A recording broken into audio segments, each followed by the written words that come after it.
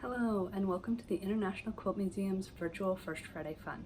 I'm Lauren Holt, Education Coordinator at the museum, and in honor of National Trails Day and World Environment Day, both coming up on June 5th, this First Friday Fun presentation will be focusing on quilts that celebrate nature, alongside some fun facts and quotes for you to enjoy. This quilt by Virginia A. Spiegel is called Water, Tree, Rock, and Sky, Boundary Waters.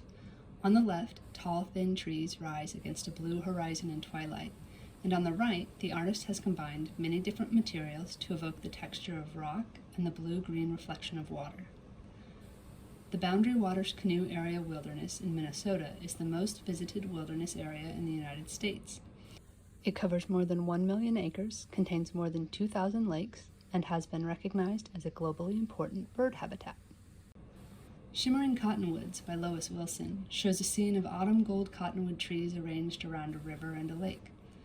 The quilt maker used a technique of on-point patchwork squares to create this quilt, capturing the cloud-scattered sky, brightly reflecting water, and natural richness of the Great Plains. This quilt was a contest entry and first prize winner and was inspired by both the quilt maker's own travels through west central Kansas and these quotes from the works of Willa Cathar. From the work My Antonia, the glittering tops of cottonwoods, some of the cottonwoods had already turned and the yellow leaves look like the gold in fairy tales. And from Lost Lady, a fine cottonwood grove that grew sheltering arms to left and right and grew all down the hillside. Cottonwood trees are the fastest growing tree in North America, growing up to 5 feet per year to be over 100 feet tall. A single cottonwood can live for more than 100 years, and it is the state tree of Kansas, Nebraska, and Wyoming.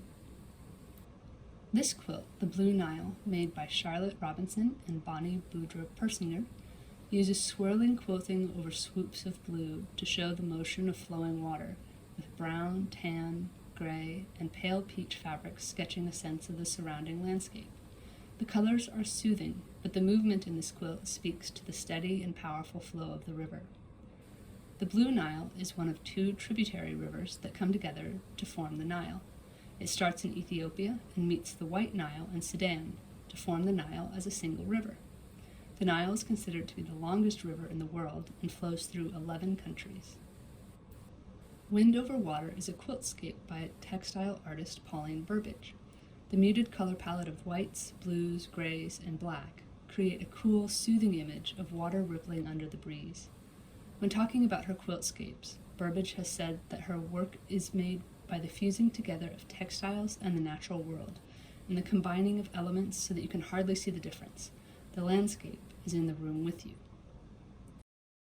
To Our Nature, a quilt made by Hiroko Nakayama, depicts 3 different nature scenes, with birds, butterflies, rabbits, and dragonflies surrounded by draping leaves, tree branches, and flowers.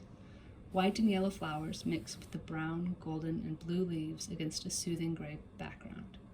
The appliqued and embroidered figures, combined with the black borders around each of the 3 panels, remind me of another form of traditional Japanese art, a painted or embroidered standing screen. Nature has been an important element of Japanese art since the Heian period, and elements of nature and changing seasons are deeply embedded into Japanese cultural traditions. The painted screen in this picture shows several depictions of mountains, a popular subject for many artists as almost 4/5 of Japan is covered in mountains.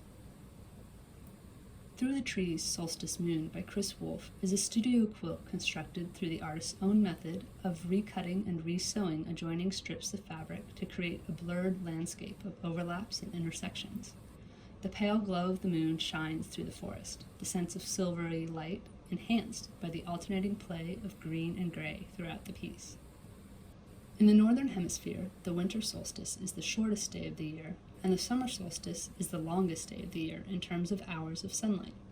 These days have often been used to mark the changing of fall to winter and spring to summer throughout history. This quilt, called Redwood Trees by Katie Paschini Masopost, depicts a single redwood tree against a zigzagging landscape with sunrise on the horizon. The tree is pieced in alternating patterns and solid variations of green, standing tall as pink and purple mountains rise in the distance and the sky lightens to pastel blues and pinks.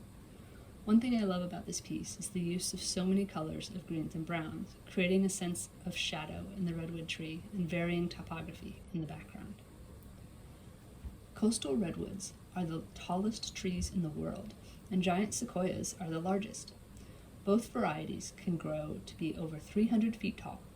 Their broad-reaching branches are home to insects, salamanders, small mammals, and other plants, including other trees. The oldest redwood trees are at least 2,000 years old, and the species has been around for more than 100 million years. Now, on to the First Friday Fun Challenge. This month, the challenge is to make a collage or drawing that represents your favorite place in nature or your favorite fun fact about nature. My examples this month are a drawing of the Grand Prismatic Hot Spring in Yellowstone National Park and a collage of the ocean descending to Challenger depth at more than 36,000 feet deep. You can download the activity sheet for this challenge via the link in the description for this video on Facebook. Whatever you choose to make, we'd love to see the results, and I hope you'll share your art with us in the comments below this video on Facebook or by tagging us at International Quilt Museum on Instagram. For more quilts celebrating nature or examining related ideas, we invite you to check out our past exhibitions, Quiltscapes by Pauline Burbidge and For the Love of Gaia, in virtual form on the International Quilt Museum website. For more activities you can do at home or use in the classroom, we invite you to check out our Education and Outreach page. I hope you enjoyed this presentation and that you get a chance this weekend to enjoy the outdoors. Thank you for joining us for First Friday Fun.